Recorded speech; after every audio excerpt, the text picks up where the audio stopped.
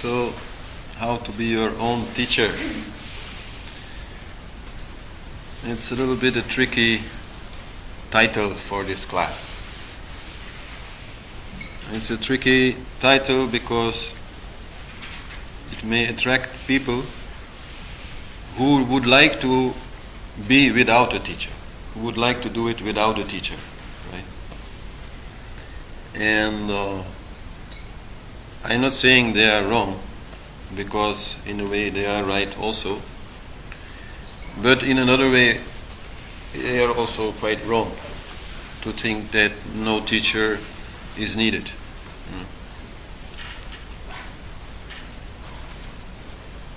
It is only the ego who has this problem of having to listen to somebody, of having to accept maybe somebody has a better idea, has more experience. So the idea that you want to somehow yourself find all this knowledge that is in yoga, find all this understanding, develop all these techniques for yourself, is only coming from the ego. What is of course true is that the teacher can do nothing if you are not helping. The teacher is not somebody who tells a story and then you memorize this story and then you are there. No. It is you who has to work with this material. So in that way they are a bit right also to say, it only becomes real if I can myself see it. Only hearing somebody else seeing it is not really going to help me. And that is true up to a point, but it is also wrong in the sense that it's like saying, okay, I want to learn Chinese, but I don't want to have any Chinese teacher, I don't even want to talk to any Chinese people, I don't want to read any Chinese books, I want to learn Chinese all by myself. That is quite ridiculous, of course, and it's the same in yoga. And I've had many cases in my own development where I can say, yes, the teacher was very helpful. Like one time with Harish Johari, I would be with him for some time and then, okay, he had to go. And at the last possible moment, I kind of go to him and say, well, I don't know how I will do all this. I think I lack willpower. I don't have enough willpower to do these meditations and to do these things. How can I develop willpower? So this was like the last minute question. And he said, well, yeah, no problem. You look in my book, Dhanvantari, there's a technique there called Tratak. And you try that, and if you do this, this will help you develop willpower. So I said, okay, thank you. And that evening I looked in the book and found this technique. It was described there in quite detail with like 2-3 pages, let's say. And so I tried to do it. But for 1 year I couldn't do it. And I explained a little bit what this technique is. Tratak means gazing. And in this case, it was gazing at a flame. So you take a candle and you have a flame and you look into the flame and you're not allowed to blink your eyes. And because there you go against like this natural tendency of your eyes to blink, you develop willpower. You kind of overcome the automatic responses of your body and your mind and so on. So this was why he was telling me. But the idea is you look into the flame, you don't blink until water comes to your eye, until tears come to your eye. And then you close the eye, and then you look to the third eye, where you will see the after image of the flame. And in that way you will somehow bring some of that energy of the fire to that place, and that will also stimulate the third eye, and that way also a lot of willpower can be gained, because to be able to be centered is very much related to the third eye, and to be able to be centered is the first thing you need if you want willpower. Because if you are not centered, how can you have any will? To will means to direct your energy in a particular point. If you are not one-pointed, you cannot do it. So, but for 1 year I tried. really hard, like every day. And I couldn't do it. Always somehow my eyes would blink before the tears would come. So then the next year I met him again and he said, "Oh, how did it go with your tratak?" And I said, "Oh, Dada, I don't know, this is not for me, I think I can't do it." And he said, "Okay, show me how you do it." So I put the candle and I start doing it. He said, oh, you didn't do it right. You didn't read the book right. I went through it so fast, there was one, or actually two details that were there that I didn't even notice. I didn't even bother to go back. I thought, I just do this. And those two details were that the flame has to be here and not there. It has to be on the same level as the eyes. And the distance to the flame should be approximately 30 centimeters. While in my case it was maybe double that. And that was the only reason why it didn't work. So if he would have been with me, when I started trying this, I would have known immediately. So you have to also see a teacher as somebody who has already gone some way on a path that you also intend to follow. So he kind of knows the way, he knows many details. And at some point, yoga is also about many details. So at least for these details, it is very good to have a teacher. And there is obviously also many other ways in which a teacher can be very helpful. He is like an example of what you want to become. He's maybe not even enlightened or anything like that, but at least he's gone parts of the way, he's learned something, he has something that he has achieved, and this is also what you want to achieve. So this is very good for you to have such an example, maybe not all the time, but now and then you kind of meet that person, and this will give you faith. Faith in yourself, faith in the path, faith in the teachings. This is very essential. It's very difficult, this game. Once you start learning, for example, how to control mind, how to truly meditate, it's very difficult. Very easy to lose faith. Very easy to think, oh, what they're talking about, I can't do it. So then to see another person who can do it and who is there to help you to also do it is very helpful and good for your confidence. But the most important thing maybe is that a person who has achieved a certain balance also has a certain radiance, a certain, let's say, energy, as an energy field. And this is one of the best things that you can do if you meet some new teacher and you don't really know, is he any good, is he going to help me or not, is that the kind of teacher I need, and so on. Then the best thing to do is to just sit nearby, let the other people do the talking, close your eyes and try to meditate. And if that teacher is really helpful for you, then your meditation will be very easy. Your concentration will be very easy, will be very calm and satisfied and content. And that will work. So, but that also means that is one of the things the teacher can give you. This kind of radiance, this kind of energy, this kind of environment in which it becomes easier. Like there are many people now in yoga also in the West who say, we don't need to go to India. We already know better than the Indians how to do it. There's no need to go there. But they are totally wrong. Because the moment you get off the plane in India and you start to meditate, it's easier. It's just so much easier there because there is a certain energy there from all these people who have been meditating for thousands of years and who still are meditating. And that energy is there and you can more easily tap into that and you will see. It just is easier. So to have a connection to a person with a certain balance in the energy is very, very helpful for the progress that you want to make. And that works also, we will talk a little bit more later, in quite a magical way, in the sense that once you have that connection with the teacher, you don't really need to be with that teacher to have some of that energy, because the link is established and through this link some energy comes. So those are the three main reasons, I believe, why a teacher is still very helpful. You are free to do it on your own if you want, everybody's free. But it'll be easier, it'll be faster if you can work with the teacher and set your ego aside a little bit and accept that you are learning. So, of course, the idea that it is you who has to learn is very right. And the ultimate teacher is the self.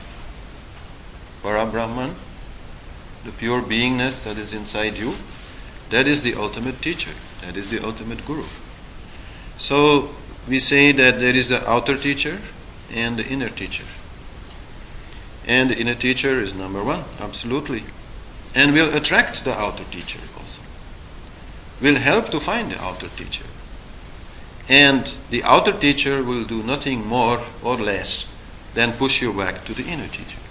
Push you back to the self, always. That is his task. So in that way, sure, it is inside that it has to happen. And that also means that it's all about practice. I mean, we can talk, sure. We can think, we can read books, and that will be helpful a little bit to see things a little differently. But the main thing always is practice. Because only in practice you will really evolve. We still so much have a tendency to think, and this is very natural and very Western also in a way, that we can solve our problems by thinking about them differently. We try to find the solution in our thinking, in our mind. And in a practical sense, this may be true. Sometimes, you're thinking how to get from here to there, and, you use your mind and you Google it or whatever, and you find a way. So that is, in a practical sense, very logical to do. But when it comes to the objectives of yoga, when it comes to letting go of certain blockages inside of you, then you cannot outthink these things. There's different ways to work with it, and that is the process of yoga, and essentially that is the process of meditation, to which all other yoga practices are in a way like a preparation. So that must be very well understood. So if you want to be your own teacher, you have to be a good student. And to be a good student also means that you have to practice as much as you can. And fortunately, there are many things you can practice which don't really consume time. Some practice is done okay on the mat, and for that you need time. But a lot of practice is there in how you live, how you are dealing with life, how you're dealing with other people, how you're dealing with your work and your children and everybody. So there's a lot of exercise to be found there also. So nobody in a way has an excuse not to practice. And it is only the practice which will make the teachings really come true.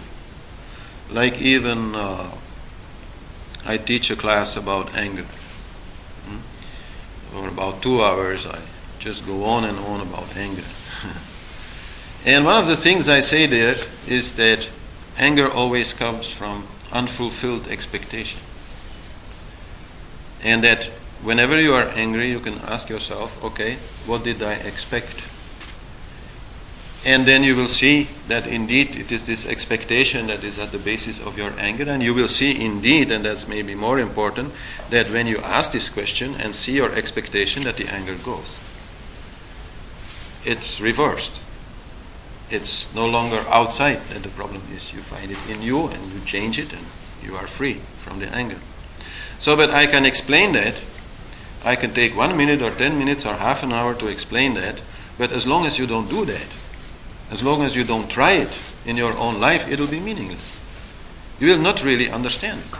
It will not become yours. It is only when you do it, and maybe do it a few times, that you see, oh yeah. That link is really there. He wasn't talking bullshit, it was just real. I can feel it in myself, and only then this understanding is yours.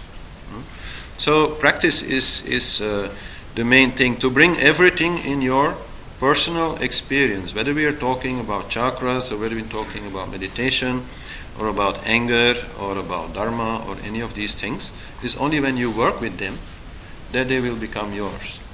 The teaching, the talking, the reading is only like an introduction, giving you some guidance, go here, go there, do that first, 30 centimeters, just a little help.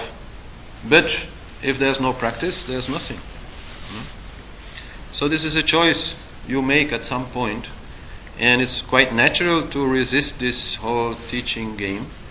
But at some point you understand, okay, this is like a wall you are creating. This is stopping you from learning more. If you are all the time like questioning, do I need a teacher? It's not needed. This wall. And it's also very much to do with your attitude of listening. Like when you are sitting here, you can listen in two ways. You can listen to me, and all the time you are talking to me in your mind. Like whatever I'm saying, you kind of working with that and bringing up your own ideas and seeing, is he right, is he wrong, whatever, Or you can try to listen and not think about it, which is not so easy, but you can at least give it a try. It's a different attitude to try to sit here and just listen and just like absorb. Make sure you like understand what I'm saying, be attentive, don't, go somewhere else, but try to receive it like with an open mind. My teacher used to say, first you eat, then you digest. So here in the class you eat, you take it, it's yours. It's freely given, you just take it and it's yours. Afterwards, yes, afterwards you digest. Afterwards you have to work with it. Afterwards you have to think about it. Afterwards you have to say, well, this I'm not so sure. For me, I don't think this will work. And if you're not so sure, you might just also give it a try. There's nothing wrong, not much time wasted by giving something a try, trying it out. And if it doesn't work for you, yes, sure, drop it, because we're all different. We're all different. So in that way, there are things which I'm telling that are useful for some people and are not useful for others. So in that way, yes, you have to digest, you have to work with it, you have to think about it. But the attitude of a student first is to listen and to absorb and to somehow accept that there is some value, some truth in what the teacher is saying.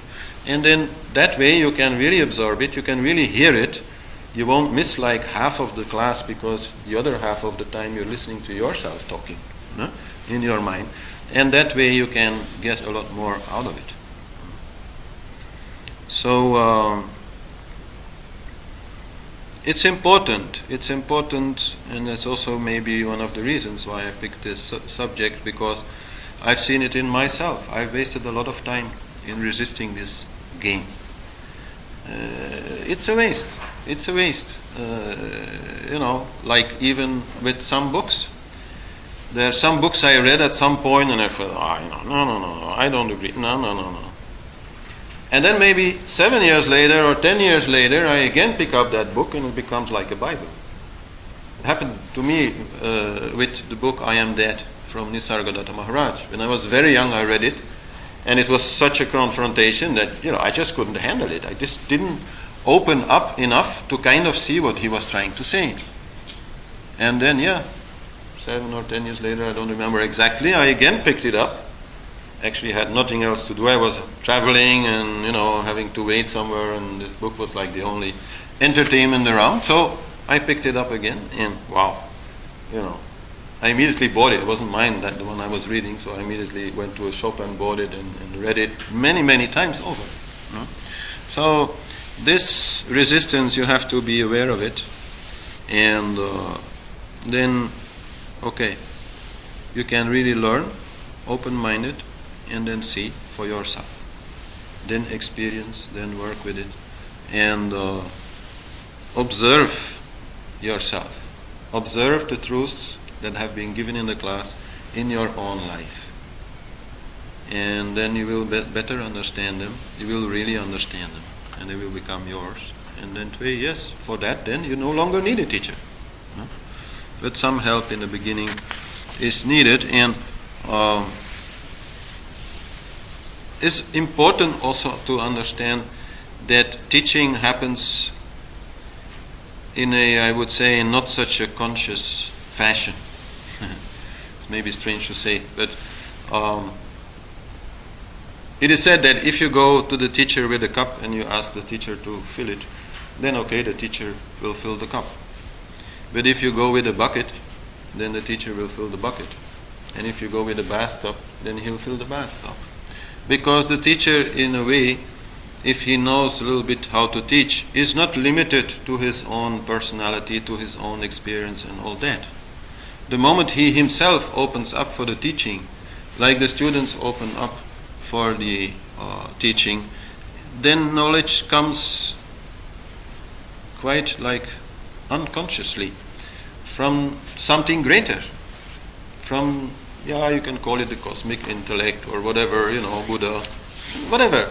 But that is what happens. So really, if you come with a bathtub, it will be filled. That is, what you can expect. So don't come and say, I only want to know this, All the rest I don't want to know. That I want to sort out myself. But this one I've been like struggling with, so please, deal with that. It's useless. You open up. You open up. And then there are so many great teachers that can help you also. Yeah. But so this as an introduction, because of course the idea is mostly to talk about what to do when there is no teacher around. Because even if you have one or more teachers, still a lot of the time maybe there's nobody around, and you are on your own in your own life, and you kind of have to do it. And there, of course, it is the self which is your primary teacher, and that should always be understood. The moment that you feel confusion, the moment that you feel that there is a question and you do not see the answer, silence is the only answer that you can give. Only by going into silence you will find the answer, because by going into silence the self will observe, and then when thoughts come back they will hold the answer. This is the main thing about how to teach yourself. Even things you have never heard about or never been taught about will come to you in that way, only through your silence. Of course, this is also something to learn. We will talk a little bit more about it. And in this attitude of learning, then everything you meet will be like your teaching or your teacher. It doesn't really matter whether it is a person or a thing occurring, or whether it is a tree or an animal or whatever. Everything will be like bringing you messages, bringing you answers. And I can tell you this can happen in quite a miraculous way, that you feel, I have this kind of question.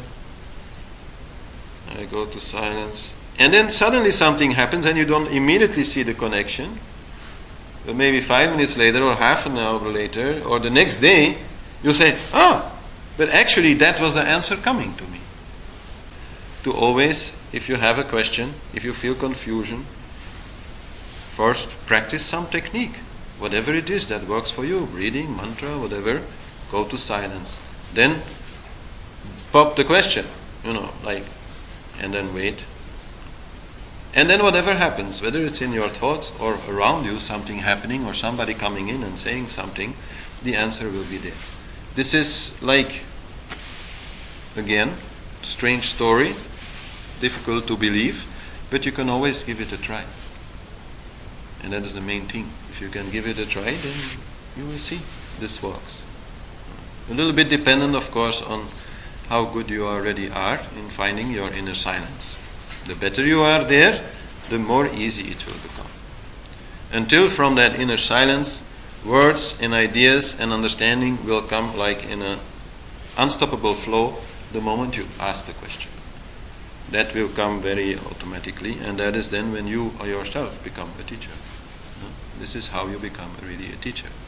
As long as a teacher you still have to kind of create a whole story before you start, and then kind of parrot that story, you're not a teacher. It's only when it comes out naturally, because it comes from inside, that you are a teacher. Anyhow, in the yogic tradition, there are, let's say, schools where one teacher is preferred, and there are also other schools where you can have many teachers. This is your own choice, anyhow. And for example, in the tradition of Harish Johari, it was very normal to have many teachers. Harish Johari had at least like 30 teachers or something. And sometimes he would talk about this one, and sometimes about that one, and so he had such a wealth of information from all these sides that was, very helpful. On the other hand, to have only one teacher for some time at least is also good, because it's a little less confusing, because you get one story, right? And always like the same story, and whatever is added to the story kind of nicely fits into the story, so it's less confusing. And this is anyhow how I felt. I'd met a few teachers, let's say before Hari Johari. Then I was 20, I met him. Then for about 19 years I did not go to any other teacher, because already what he was giving me was so much that I felt if I go to somebody else it's just going to get more complicated. Already what he was trying to teach me, what he was telling me to do, was so much that, I really didn't need any other input. But then afterwards, when he left his body, then very easily I turned to other teachers, and I've been very fortunate to meet many other teachers. So it's not like you have to choose this as a philosophy, I believe in this way or that way. It's a little bit how you feel it comes. The first thing is to accept yourself as a student, as a work in progress. That is so essential, even apart from the teaching game, that you can see yourself as divine, while at the same time maybe also being imperfect, a work in progress. And you are perfect in every moment. I can tell you, there's nothing wrong in any moment. No? Om Purnamada Purnamidam Purnat Purnamadasyate Purnasya Purnamadaya Purnamiva Vasisyate. No? That is the main understanding, that everything is perfect as it is. So you are also perfect as you are, but you can also evolve. You are in a process, you are a work in progress. And if you can really, truly, sit in front of a mirror, look at yourself and say, okay, I'm a work in progress, I don't have to expect anything from me that, isn't there at this moment. I am learning, and I'm open to learn, and I can learn anything anybody else can learn, because ultimately we are all the same and made of the same source and have the same intellect and the same mind, and all these things are same. Only to accept that you are in a growth, that you are learning, that you are a student, is making it possible to learn, whether it is from a teacher or from a flower or from the sun or whichever is teaching you. This eagerness that we have sometimes to feel like we are already there, you always have to doubt it. This is an eagerness that comes quite naturally again. Sometimes we feel this need to feel like I don't need to learn anymore. I've seen it, I got it. This is natural that it comes, but you always have to doubt it. Because there's always something more to learn. Even for the most enlightened person, there is always something more to learn. That is the truth. And this eagerness only comes out of unhappiness. We all somehow or other come to yoga out of unhappiness. If you would be completely satisfied with life, if you would be completely happy with life, finding everything enjoyable, then you would not be sitting here. It is because sometimes life is not so enjoyable that you start wondering, is there no solution? And that's why you are here. So this unhappiness is from where we start. And then we start and we move forward a little bit, and we learn a little bit, and then at some point we'd like to say, now we got it, So that we feel like this unhappiness story is gone. But it will come back, It will teach you that there's still something to learn. So accept that. That is the most basic thing that will make you into a good student and into somebody who really evolves quite nicely. So, what is actually that which we are trying to learn? It is to be happy whatever happens, right? That is why we do yoga.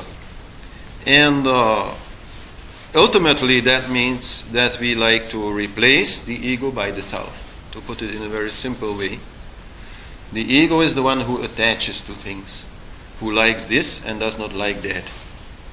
So that is what we want to stop, and we want to identify fully with the self, for whom everything really is fantastic and perfect as it is, and who is happy always, everlasting, without anything that can touch it.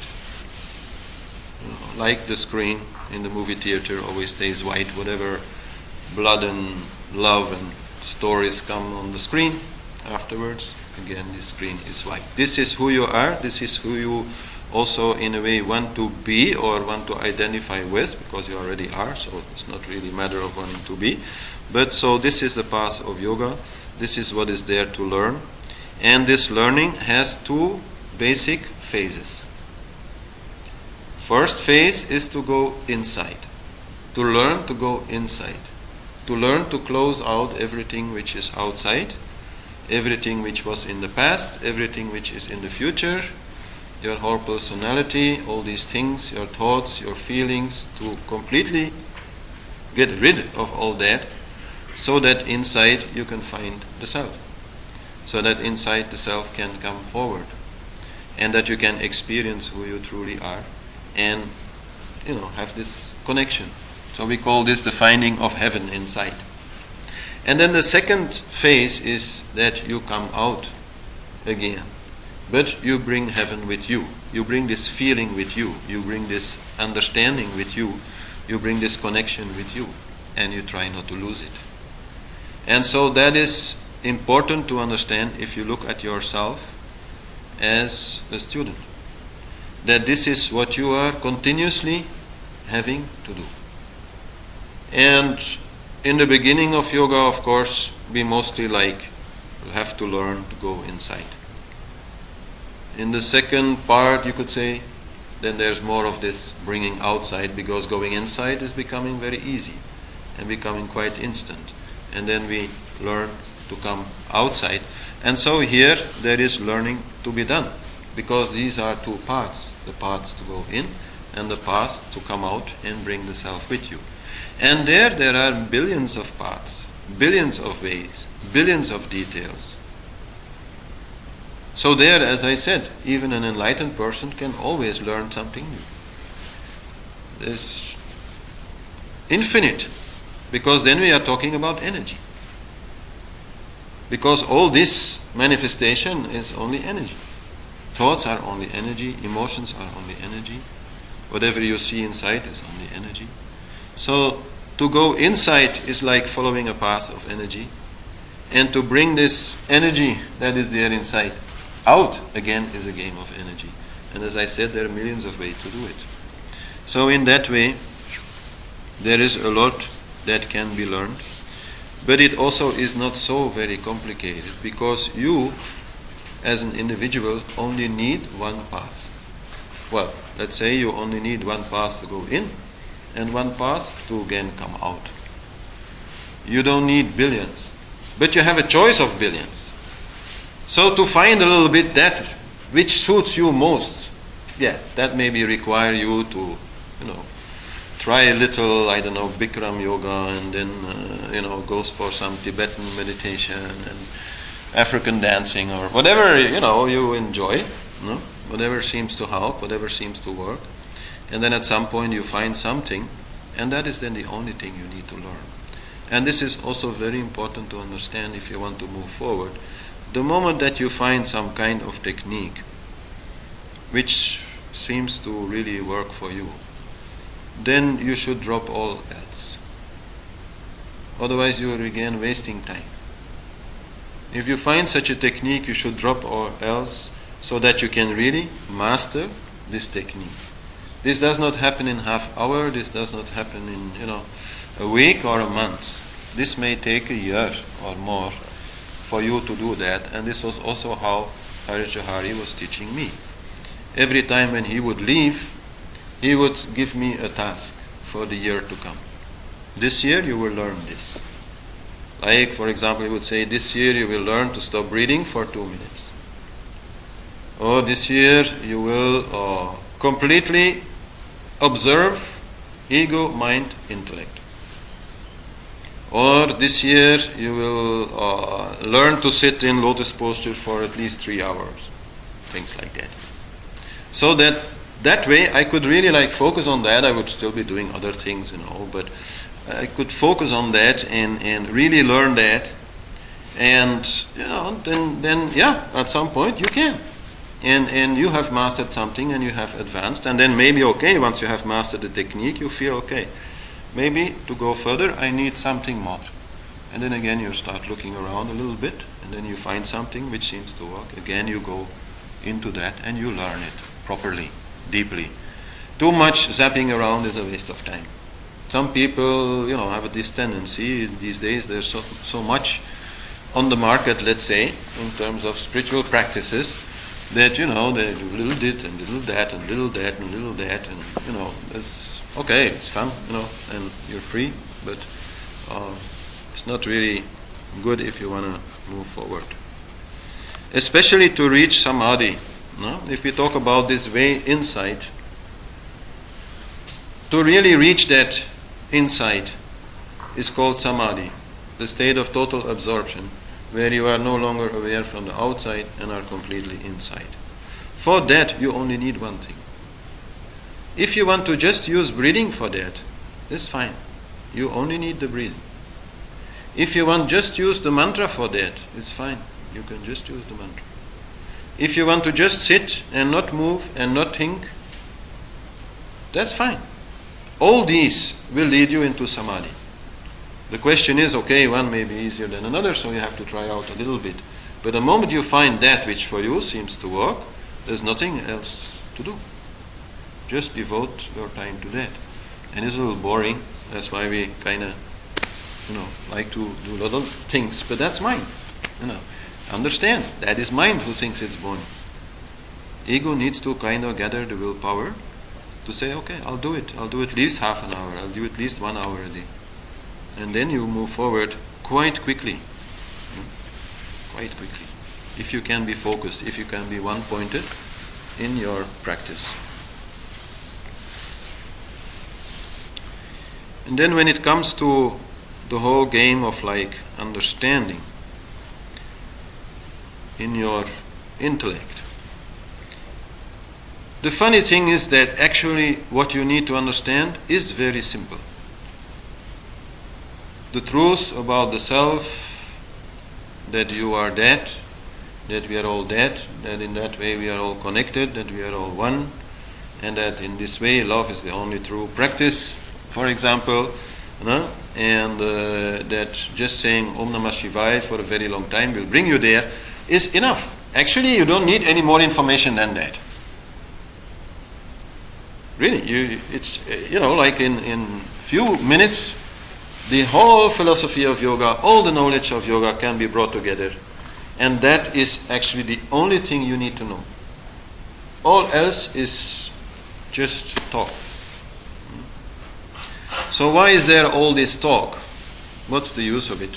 Well, the problem is these teachings are very simple. Intellectually to understand is very simple.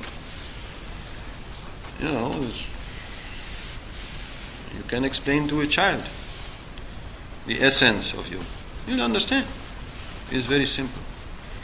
But it's very hard to accept it. It's very hard to accept it because it goes against the ego. It goes against the individuality. And so the ego from the subconscious mind will continuously question it. And only because that happens, we need all the books and all the stories and more than 30 classes on YouTube I already put. There's really no need. But there is actually a need because of the ego. So in that way, one of the ways to work with the teachings is repetition. We kind of need to hear the same story over and over and over and over and over again.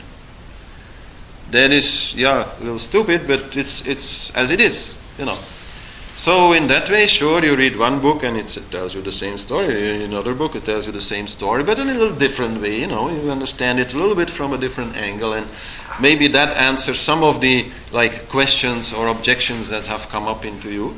And okay, then you can put these aside and move a little further, and but it'll always be like a game, and the game of repetition is a very well-known technique. Like many of these teachings in ancient India are oral teachings that come in verse form, like the Vedas, etc.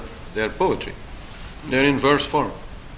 And so students would be required to really memorize them, to really know them by heart. This was in part because this way the information or the understanding would not get lost, because there was no way to write it down. It was before people were writing down things. But this was also because this is a very good way to learn. Repetition, endless repetition, so that it becomes very clear. It's like an imprint on your subconscious mind. In your subconscious mind, there are so many concepts, so many ideas that are related to blockages, frustrations, desires, all these things. They completely color like the encyclopedia of the universe that you have inside of you. And by taking the teachings and repeating them and repeating them and repeating them, you kind of overwrite what is written there in your inner encyclopedia. And that way, slowly, the, let's say, wrong concepts, there's no real right and wrong in this, but okay, the less useful concepts get overwritten with, suitable, workable concepts like, let's say, the koshas, the chakras, the 7 steps towards enlightenment, all these things, then become helpful, because the moment a question comes, then immediately you can, go there. So this is also what Harish Johari would kind of, in his own way, try to make happen in the way that, we taped many of his classes, and I would listen to these tapes many times, until almost I could say it from memory. Like I remember the first series of classes where I really did that was the Rasas class, because he ordered me to write this book about it. So I felt, okay, I really have to learn this. And I remember I learned or heard these tapes more than 15 times, over and over and over and over again, until the knowledge is there. So these things are quite good, and these days with YouTube, it's quite easy to a little bit, again, let's say you have an anger issue and it's not so easy for you, and you've heard the anger class, well, maybe you need to just listen again, Maybe you can also find another good book on anger, if you like, it's the same thing. But, somehow or other to repeat it, until it becomes so clear, you cannot anymore make the same mistakes. You're not allowed by your own understanding. In this way, typing out also classes, I have done also a lot, is also a very good exercise, because then it becomes visual, and you really have to listen very, very carefully to correctly type it out. So it's a way of learning, and that is part of it. Is the more intellectual part. It's the less important part, much less important part compared to the part of practice. But it's still a part in which you can, not just spend some nice time with the truth, if there's no teacher around, but also really learn and change. This is part of that. Now, satsang means to be together with the truth. Usually means to be together with a teacher or with somebody, with a lot of wisdom. And that is satsang, and satsang is absolutely, advisable in this game. There's so much untruth out there. There's so much ignorance out there. If you have to live and, deal with it, then sometimes to be able to withdraw from that and come to a place or a person, who speaks a little bit more sense is very good, very helpful. And so if the person is not available, then a book can be available, or YouTube can be available, or whatever. Even I myself sometimes, like to have a little look at one of my YouTube classes, honestly. Because, sometimes even myself, I don't exactly remember how it came out. And then I say, oh, yeah, right. It's funny, but it's useful. It's like the subconscious mind always has this incredible way of coming up with absurd notions and criticism and questions, and it finds them in every corner. And so to erode that and to replace that is part of the game. And it's only the start, but at least it helps you to start thinking more correctly, more in a straight line, more in accordance to what you have learned. And then you can also move more in a straight line, and then the practice is there. Then there is not too much confusion. Now, if you are thinking, oh, maybe today, or let's just say I should fast. It's just one of those practices that you can do. Fast on nothing, or fast on something, or whatever you feel. But of course there is some resistance, because it's not such a nice thing to do. You like to eat. So then subconsciously there will come some questions. Yeah, is it good, to fast, or shouldn't you do, at least eat something, or the mind will come up with all kinds of nonsense. So at that time you just have a look at the book or whatever it is that is your basis on how to fast, and you see, okay, this way, okay, I won't die after not eating for 4 days, so it's okay, So that's basically what all this knowledge is about. The real growth is in the subconscious mind. And I say this many times, but this is just because I think this is something very essential, so I repeat it. Because there is, again, a lot of resistance against this idea that the real growth is in the subconscious mind. We still prefer the real growth to be in the conscious mind, because then we have control, right? Or at least a feeling of control. But to truly accept, to truly understand that the true growth is in the subconscious mind is a little hard, because we have no control. But we do have control in practice. That's where we stop thinking we can outthink ourselves, where we stop thinking and doing. And that is really what it's all about. And then there is what we call sadhana on one side and dharma on the other side. And dharma always comes first. Dharma means that you are in harmony with everything. Because if you are not in harmony with everything, then you can never find peace in your meditation or whatever. If there's still anger between you and your husband or something, or dishes are still smelling badly in the sink, then how can you really meditate? It's not possible. No? So first you do kind of your duties, you make sure everybody's okay, everything is okay. Don't have to go too far in that also, but the basics should be okay. That is doing your dharma. And then once you have time more, you do some sadhana.